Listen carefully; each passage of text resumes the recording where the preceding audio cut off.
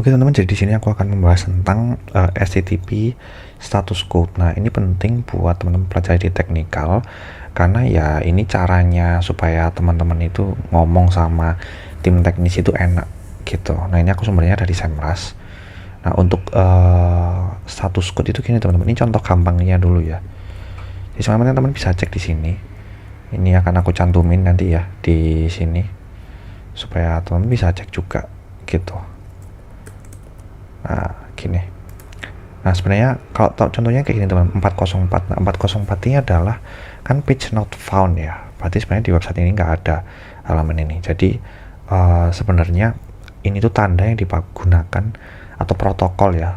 Protokol itu kayak sebuah aturan bersama yang dipakai oleh semua website owner atau developer gitu.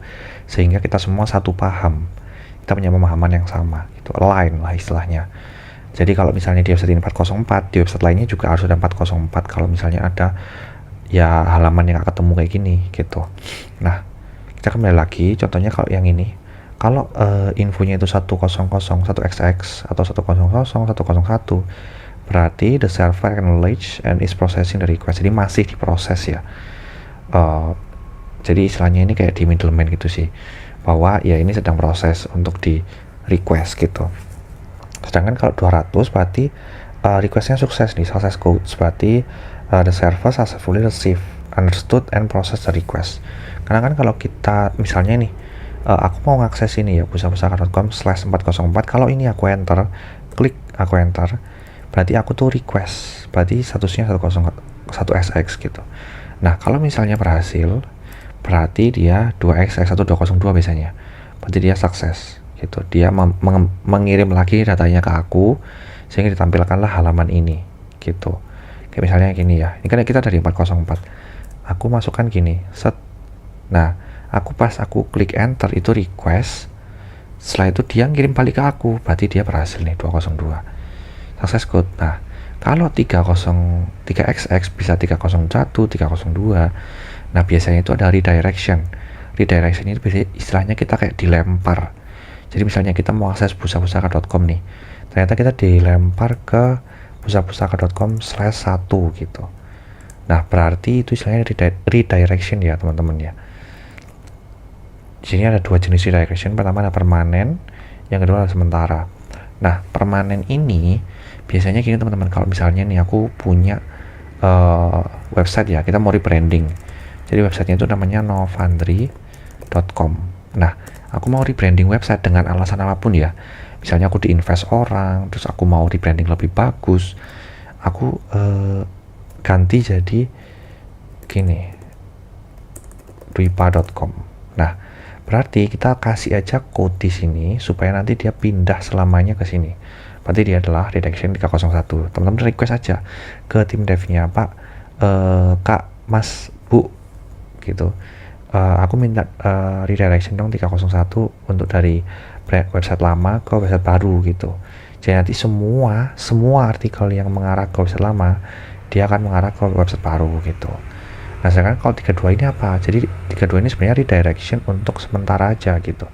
Jadi semisal teman-teman mau punya ada website B ya, let's say website B ini, website b.com. Nah, teman-teman tuh punya beberapa halaman yang memang teman-teman tuh mau kerjain gitu. Jadi semisal website, bentar ya ini. Untuk sementara teman-teman tuh mau nyoba testing ya website website b1.com sama website b2.com gini. Website b2.com. Nah, ini alasannya apa? Jadi semisal nih aku punya website namanya website b.com ya. Nah, ini itu mau aku rebranding. Tapi rebrandingnya itu adalah ya di sini website1.com. Jadi aku di website1.com ini udah punya desain, dan di website2.com ini kita juga udah punya desain. Nah, nanti semisal teman-teman mau menguji desainnya mana yang paling bagus, di redirect aja 302 sementara. Jadi kita nggak redirect selamanya gitu.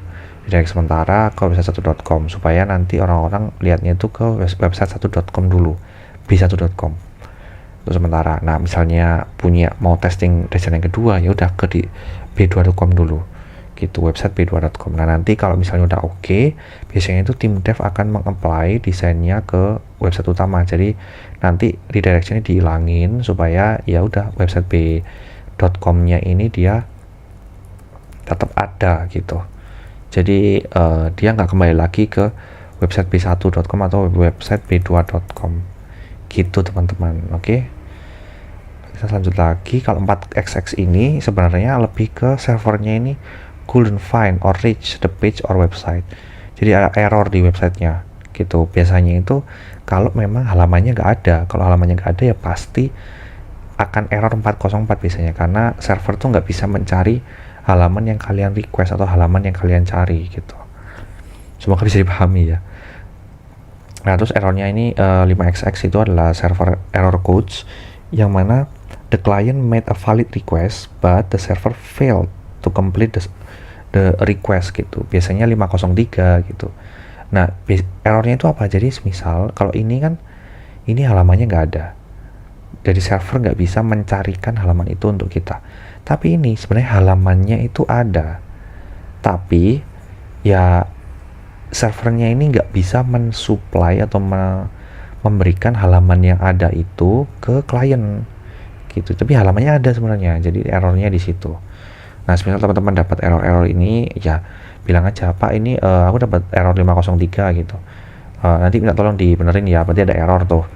Nah kalau misalnya kita cuma ngasih tahu ke developernya, Pak kita ada error, sedangkan kita nggak ngasih tahu errornya ini apa, nanti akan mempersulit developernya gitu teman-teman. Jadi setidaknya kalau kita tahu, kita bisa ngasih tahu ke tim devnya, Pak ini aku udah dapat error 503, Pak ini aku dapat error 40 berapa gitu, Pak ini aku butuh redirection gitu, Pak ini apa halamannya udah sukses gitu. Itu gitu teman-teman. Nah ini aku akan perkenalkan salah satu tools ya, yang mana dia sebenarnya ini untuk ngecek on page sih, tapi teman-teman bisa pakai ini gitu. Nah jadi teman-teman masukkan aja URL-nya di sini. Setelah itu ini subdomain aja nggak apa-apa, dan kita start. Nah nanti di sini sebenarnya ini tuh mirip si Screaming Frog ini mirip-mirip sama crawlernya Google gitu. Jadi dia akan meng-crawl sebuah website atau halaman gitu. Nah nanti dia akan memberikan ini status code. Nah status code ini yang kita lihat apakah ada yang ke error. Nah ini 404 not found, ini kita cek. Nah ini filternya dinyalain ya, berarti ada error nih di sini, busapusaka.com/2023/06/10 gitu. Nah ini teman-teman nanti cari aja ini dia ini ada di mana di halaman ini, nanti kita hapus aja gitu, karena udah 404 daripada nanti crawlernya Google masuk terus nemuin 404 kan juga jadi masalah gitu kan. Jadi kayak dia itu kalau ke 404 misal ya, jadi akan aku kasih yang tadi lagi di sini. Jadi misal nih si crawlernya Google ini dia masuk ke rumah kita, terus ternyata dia masuk ke sini tuh error loh. Di sini kok aku dikasih kamar mandi tapi kok kamar mandinya kosong, nggak ada gitu, jadi error. Nanti akan jadi penilaian jelek juga dari si crawlernya. Jadi kurang-kurangin hal seperti ini gitu teman-teman. Oke.